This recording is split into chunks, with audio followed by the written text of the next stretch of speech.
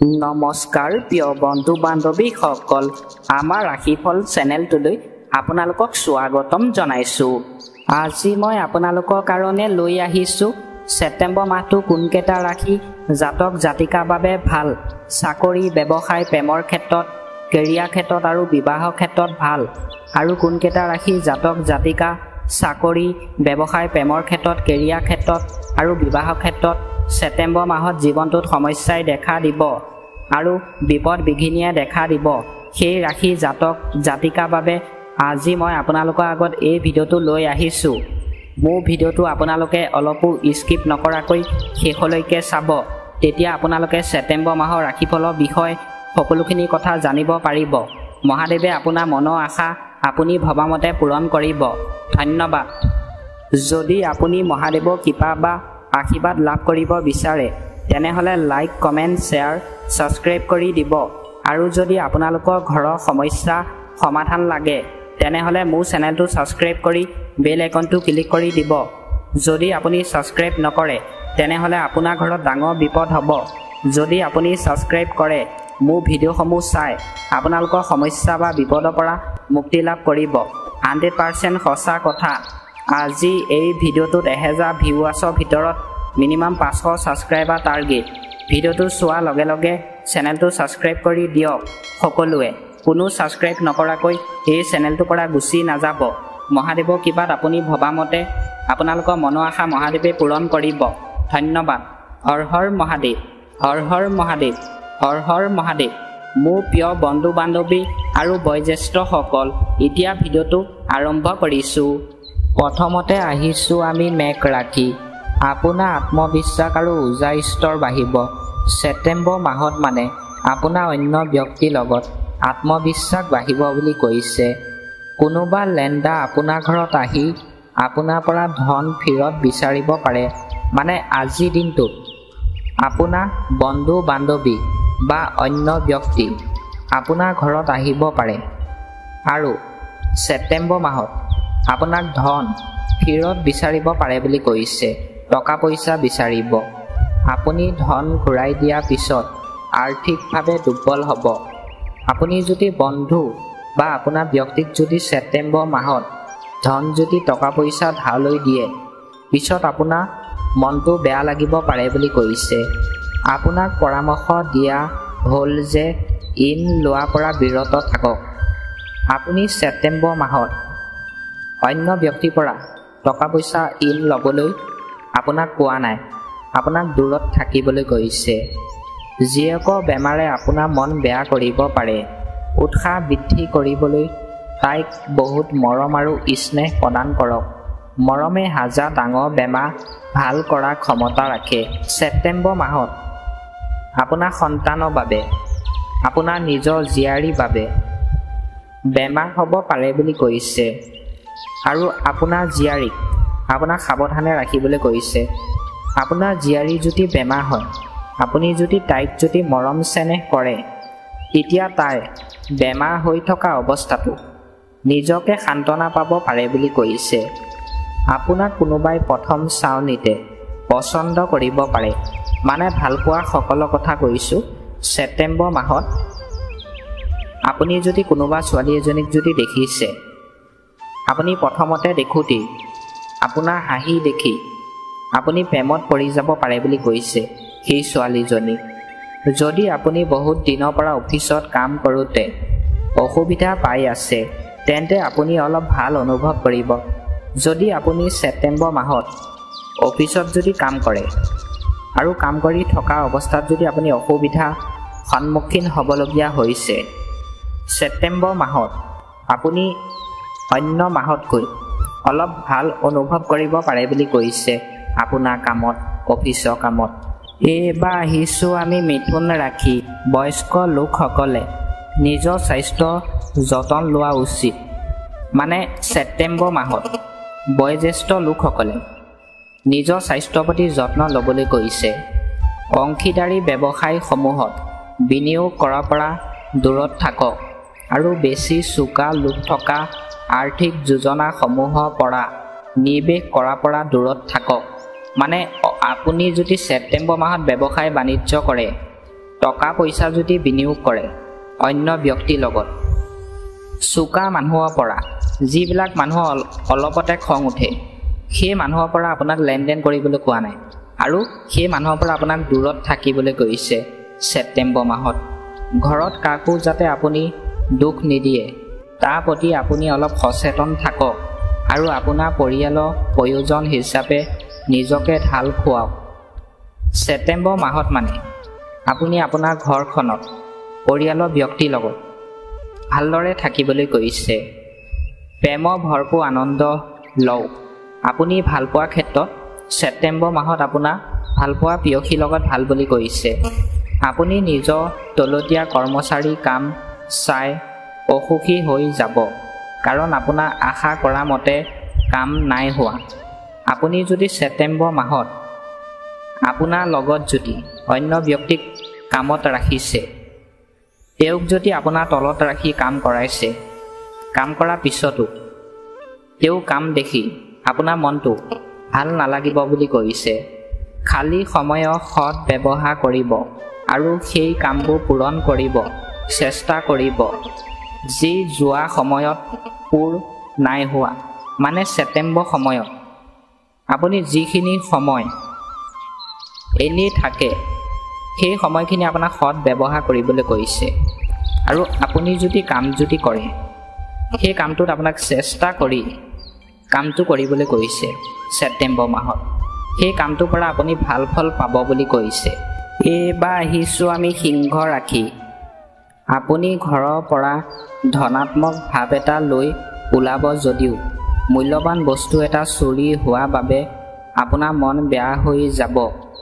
মানে ছেপ্টেম্বৰ মাহত আপুনি ঘৰৰ পৰা কামত যদি যায় তাৰ পিছত আপোনাৰ যদি যিটো বস্তু দৰকাৰী সেই বস্তুটো যদি আপোনাৰ ছেপ্টেম্বৰ মাহত চুৰ হয় আপোনাৰ মনটো কিছু বেয়া লাগিব পাৰে বুলি কৈছে আপুনি কিছুমান সমস্যা সন্মুখীন হ'ব পাৰে সাৱধান থাকক কাৰণ কোনোবাই আপোনাৰ সন্মান সমাজত ধূলিসাৎ কৰা যোজনা কৰি আছে আপোনাক ছেপ্টেম্বৰ মাহত আপুনি সমস্যাত পৰিব পাৰে বুলি কৈছে আৰু আপোনাক ছেপ্টেম্বৰ মাহত সাৱধানে থাকিবলৈ কৈছে নহ'লে আপোনাৰ সন্মানক লৈ অন্য ব্যক্তিয়ে হাঁহিব পাৰে বুলি কৈছে আপোনাৰ কঠোৰ পৰিশ্ৰম ফলদায়ক সিদ্ধ হ'ব আপুনি যদি ছেপ্টেম্বৰ মাহত কঠোৰ পৰিশ্ৰম কৰি যদি কাম কৰে সেই কামটো আপোনাৰ ভবামতে হ'ব বুলি কৈছে আপুনি বিনা কাৰণত কিছু লোকৰ লগত তৰ্কাতৰ্কি লাগিব পাৰে এইটোৱে আপোনাৰ মনটো বেয়া কৰিবই লগতে আপোনাৰ মূল্যৱান সময়ো বৰবাদ হৈ যাব মানে ছেপ্টেম্বৰ মাহত আপুনি অন্য ব্যক্তিৰ লগত একো কাৰণ নোহোৱাকৈ এনেই কাজিয়া পেচাল লাগিব পাৰে বুলি কৈছে আৰু আপোনাৰ মনটো বেয়া লাগিব পাৰে বুলি কৈছে আৰু আপোনাৰ যিখিনি সময় মূল্যৱান সেই সময়খিনি আপোনাৰ এনেই অবাবত বৰবাদ হ'ব বুলি কৈছে ছেপ্টেম্বৰ মাহত এইবাৰ আহিছোঁ আমি কন্যা ৰাখি আপুনি অলপ কামৰ পৰা অব্যাহত লৈ আৰাম কৰক আৰু এনেকুৱা কাম কৰক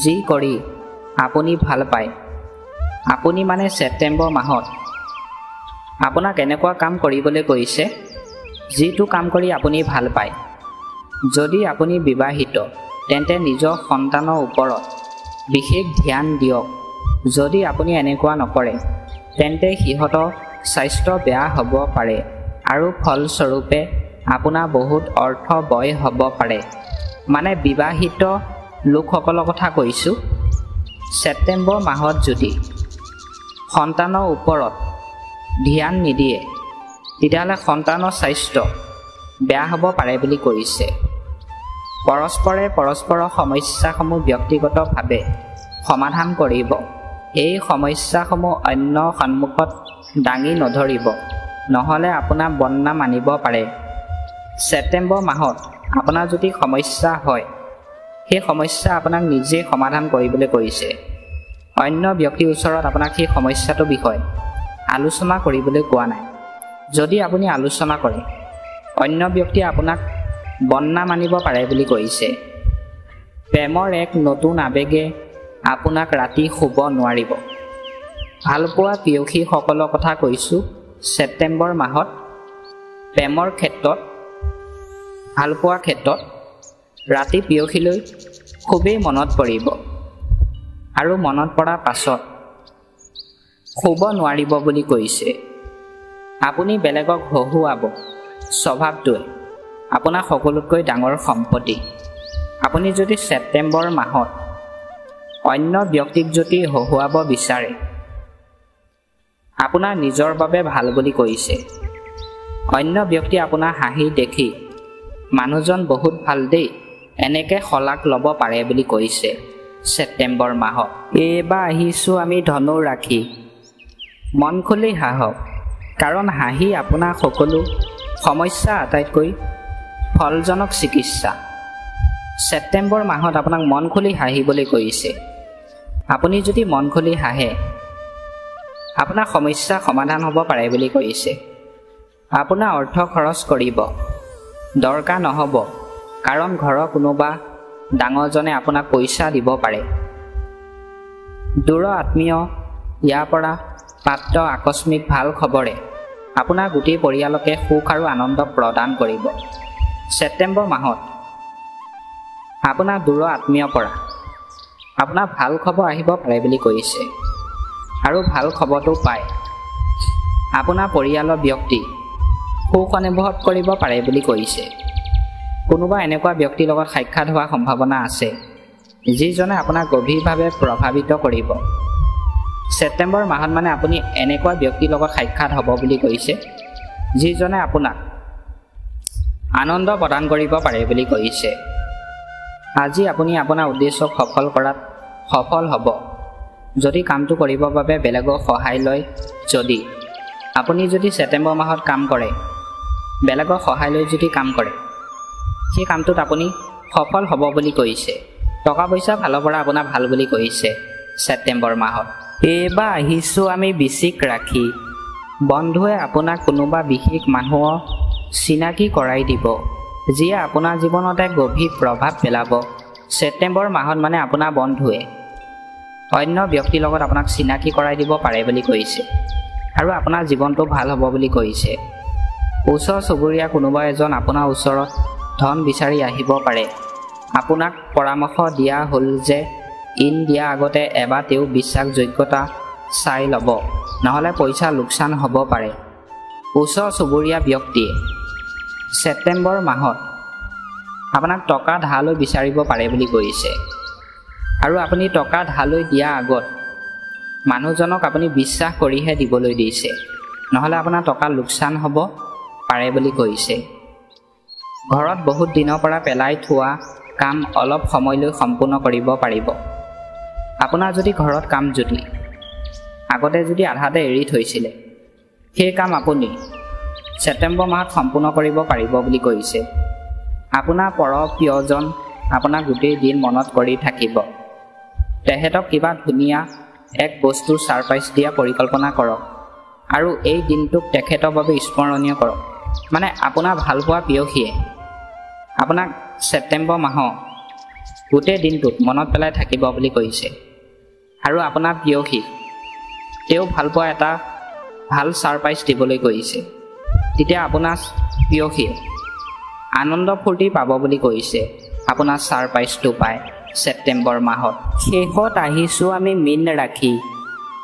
আপোনাৰ কামত কৰা অত্যধিক কষ্ট আৰু পৰিয়ালৰ সহযোগৰ ফলত আপোনাৰ বাবে প্ৰত্যাশিত ফলাফল আনিব। তেনেহ'লে সফলতা এই দৌৰ একেই ৰাখিবৰ বাবে এনেকৈ কষ্ট কৰি থাকক। যি লোকসকলে ভেটি মাটি কিনিছিল আৰু এতিয়া সেই মাটি বিক্ৰী কৰিব বিচাৰে, সিহঁতে ভাল চেটাৰ সন্ধান পাব, যাৰ ফলত সিহঁতৰ প্ৰচুৰ পৰিমাণৰ ধন লাভ হ'ব। যিসকল ব্যক্তিয়ে ভেটি মাটি কিনিছিলে ছেপ্টেম্বৰ মাহত, তেওঁলোকে সেই মাটি বেচিব পাৰিব বুলি কৈছে, আৰু ভাল মানুহ পাব বুলি কৈছে, আৰু টকা পইচা লাভ হ'ব ছেপ্টেম্বৰ মাহত।